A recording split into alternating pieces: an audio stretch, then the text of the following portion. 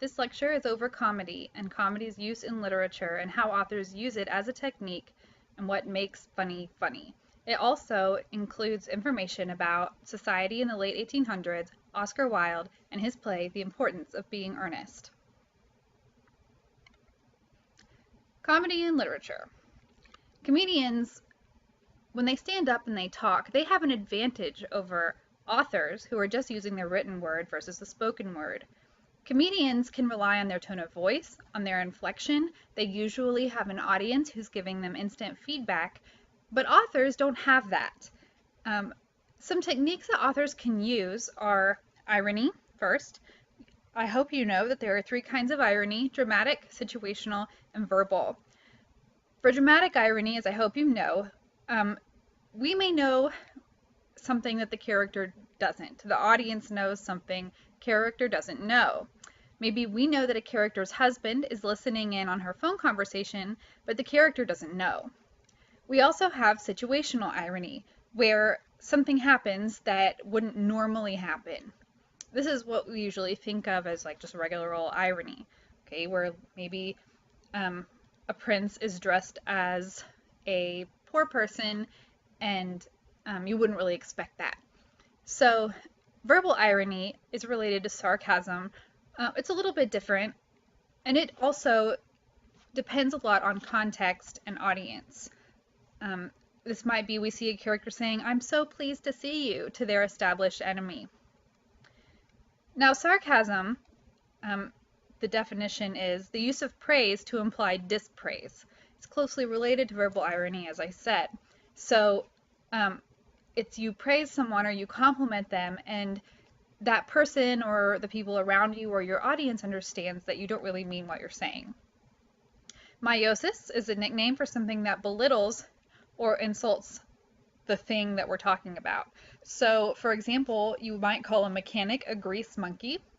You might call a surgeon a slasher, or a teacher a babysitter. Republicans might be called right-wing nut jobs. So all of these are sort of insulting nicknames for the normal name.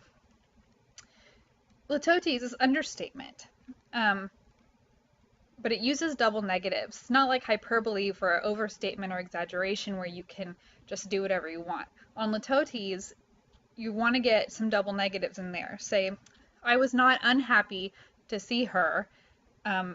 Maybe you were ecstatic to see her, but you weren't unhappy, you were happy.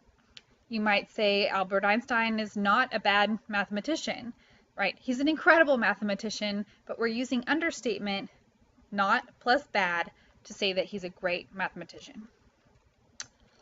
A pun is a play on words. It's very common in like jokes, and usually it's because at least one word has an ambiguous or double meaning. I have some examples on the slide here. When I asked the man how he became a ditch digger, he said he just fell into it, right? You fall into a ditch. You can also metaphorically fall into a job or like come across a job. The second one, the patient decided against an organ transplant. Instead, he changed his mind, right? Change and transplant both have meanings of moving or removing and exchanging for something else. Mind is another idea for brain, which is an organ. So here we have two ambiguities, organ and transplant, change and mind. Some forms of comedy are satire first.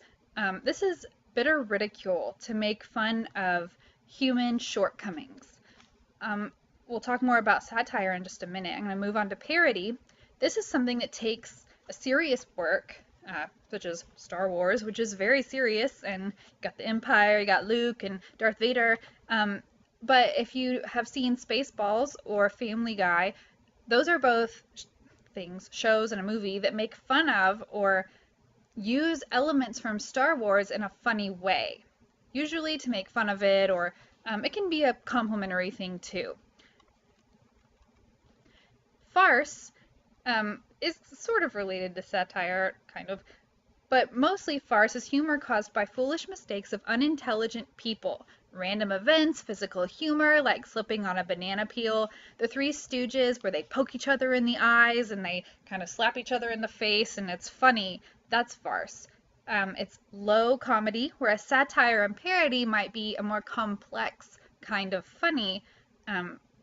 Farce is a more low class, if we are going to go there, type of humor.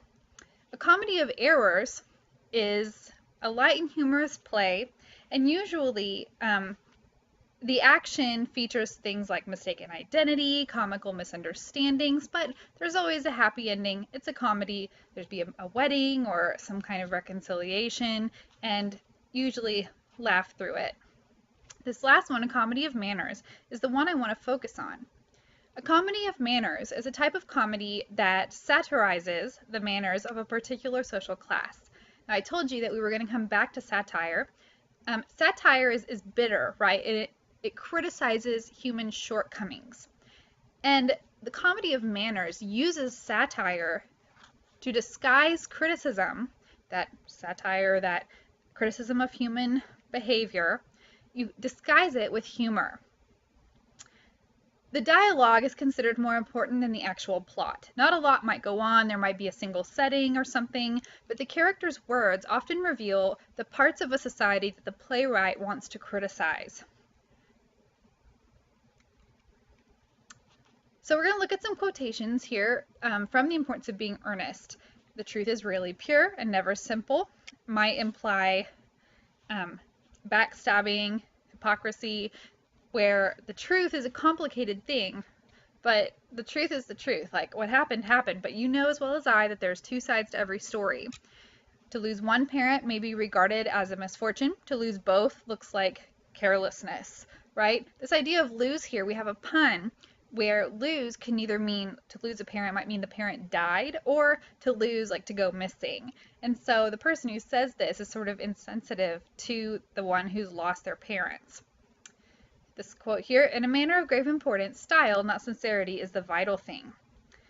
Here, looks and wealth are more valued than sincerity or realness.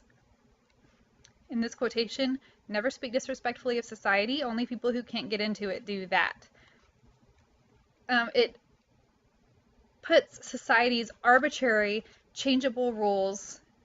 You can keep up with it or get out of it, but if you start on the outside, you can't get in. Right? And so people are like, oh, I don't want to be popular or whatever.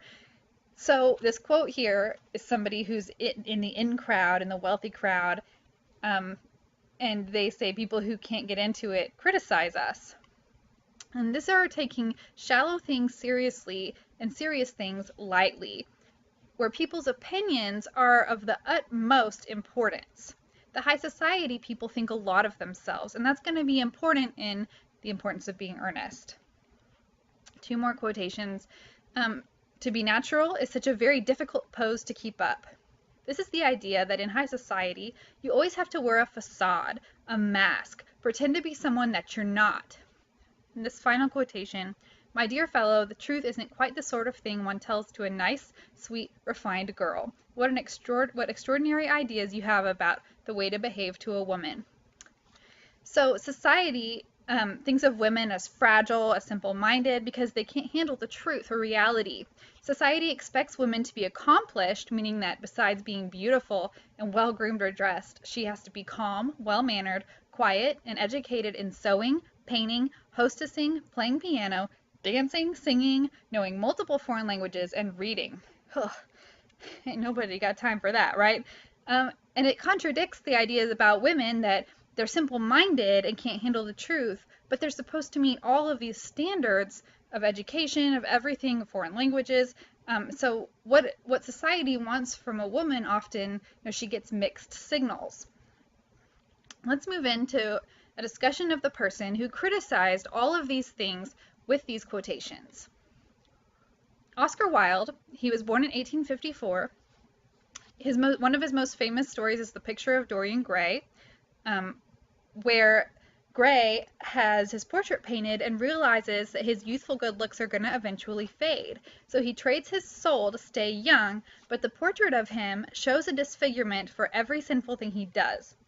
Ultimately, the enchantment between him and the painting, it's broken, and the real Gray, the man, turns into everything that the portrait has demonstrated with his aging, the sins that he's committed, the lack of care that he's taken for his body.